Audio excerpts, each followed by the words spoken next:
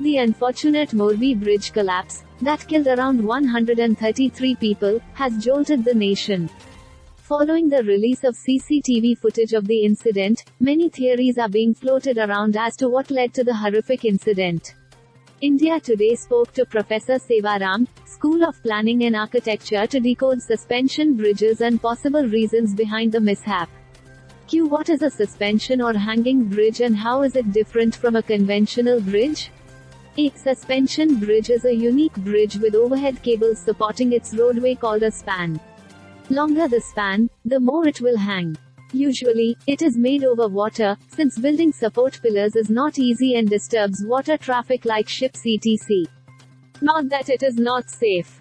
Rather, they take less time and cost to build, so they are a better option for building bridges.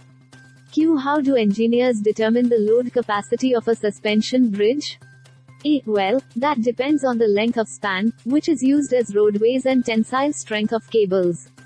You can increase load capacity up to an extent with suspension cables, but to overhaul it completely, you would require to make changes in structural design.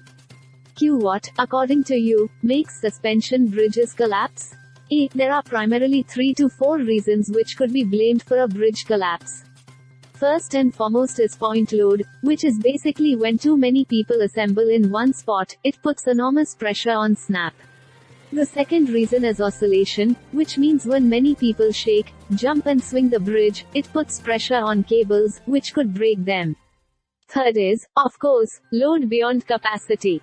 Even though such bridges are made of strong steel wires, they have their own capacity. Q. Let's talk specifically about the Morbi incident. You must have seen the CCTV footage of the mishap. What is your analysis? A. Video suggested to me that the bridge suspension cables first snapped and then the bridge got twisted, leaving people in the river.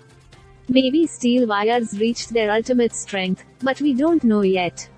The ultimate strength of wires is basically when they reach their expiry date. We must wait for the probe report. Q. What can we learn from the Morbi tragedy? A. There is a lot to be learnt. First, once engineering work is over, we often overlook operations. Every suspension bridge must mention at entry points, do's and don'ts, and load capacity.